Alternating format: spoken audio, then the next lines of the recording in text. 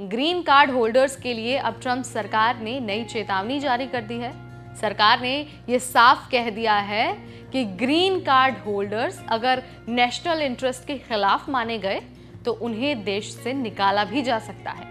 US में green card होना अब उतना सेफ नहीं रहा है जितना पहले था। सरकार अब सिर्फ आपके डॉक्यूमेंट्स ही नहीं चेक कर रही, बल्कि आपके विचारों पर भी नजर रख रही है और आपकी ऑनलाइन एक्टिविटी तक पर सरकार की पूरी नजर है। तो इस वीडियो में मैं आपको बताने वाली हूं कि ग्रीन कार्ड होल्डर्स के लिए नई चेतावनी क्या है, ट्रम्प सरकार का क्या कुछ कहना है, नया प्लान क्या है और कौन कौन से व्यक्ति इसकी चपेट में आ सकते हैं। नमस्कार, मेरा नाम है नेहा उपाध्याय और आप देख रहे हैं एनबीटी टेक एड। USCIS ने हाल ही में एक पोस्ट की जिसमें कहा गया कि अगर आप हमारे देश में मेहमान हैं तो आपको वैसा ही बर्ताव करना होगा। हमारी सोशल मीडिया मॉनिटरिंग लगातार चलती रहती है। मतलब सरकार अब सिर्फ इलीगल इमिग्रेंट्स पर ही नहीं बल्कि जो ग्रीन कार्ड होल्डर्स हैं, यानी कि जो वहाँ के परमानेंट रेजिडेंट हैं, उन पर भी नजर रख रही है। अब सभी ग्रीन कार्ड और वीजा एप्लीकेंट्स को अपने सोशल मीडिया हैंडल्स देने होंगे। USCIS इसका इस्तेमाल करेगा पहचान वेरिफिकेशन के लिए, नेशनल सिक्योरिटी चेक के लिए और ये देखने के लिए कि कहीं किसी के विचार, पोस्ट या फिर कोई एक्टिविटी देश के लिए खतरा तो नहीं है। सरकार के अनुसार अगर कोई पोस्ट देश की सुरक्षा या फिर देश की नीति के खिलाफ हो तो उस पर कार्रवाई हो सकती है, जिसमें ग्रीन कार्ड रद्द होना या फिर डिपोर्टेशन दोनों शामिल है।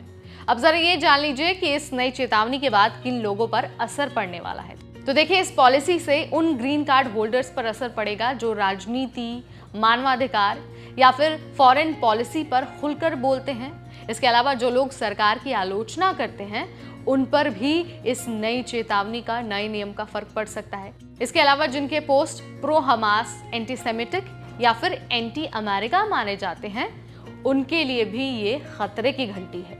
एक पैलेस्टीन अमेरिकन एक्टिविस्ट, एक कैनेडियन टैटू आर्टिस्ट और कई सारे स्टूडेंट्स को बिना किसी क्राइम के रोका गया या फिर डिटेन किया गया। क्यों?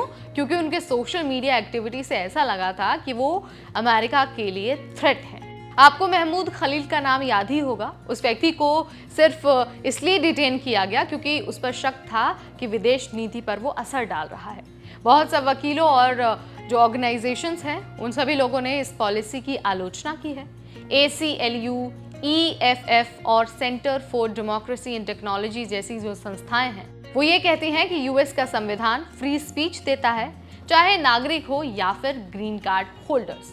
सिर्फ राय रखने पर लोगों को डराना या फिर चुप कराना गलत है। लेकिन ट्रम्प सरकार और कुछ जो रिपब्लिकन लीडर्स हैं, उनका कहना है कि ग्रीन कार्ड होने का मतलब ये नहीं है कि आप कुछ भी कह सकते हैं। देश की सुरक्षा यानी कि यूएस की जो सिक्योरिटी है वो सबसे पहले है।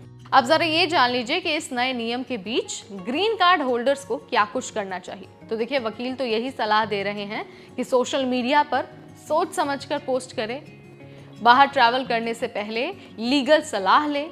इसके अलावा अगर आप एलिजिबल हैं तो सिटीजनशिप के लिए यानी कि नागरिकता के लिए जल्दी से जल्दी अप्लाई कर दीजिए।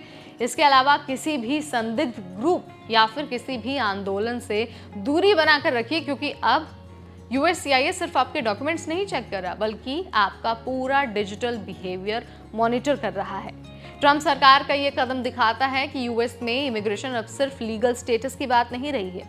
अब ये आपके विचारधारा, सोशल मीडिया और आपके बिहेवियर से भी जुड़ गया है। अगर आप या फिर आपका कोई जानने वाला ग्रीन कार्ड होल्डर है तो आप मेक श्योर करिए कि उनके साथ ये वीडियो ज़रूर शेयर करें। इसके अलावा अगर आपको इमिग्रेशन, वीज़ा, डिपोर्टेशन या फिर दूसरे पॉलिसी चेंजेस से रिलेटेड कोई अपडेट जानना है, कोई वीडियो देखना है, तो आज ही सब्सक्राइब करिए हमारा चैनल। इस वीडियो में फिलहाल इतना ही। अगली बार फिर आएंगे नई जानकारी लेकर। तब तक मुझे यानी नेहा को दीजिए इजाजत। Keep watching NBT tech add.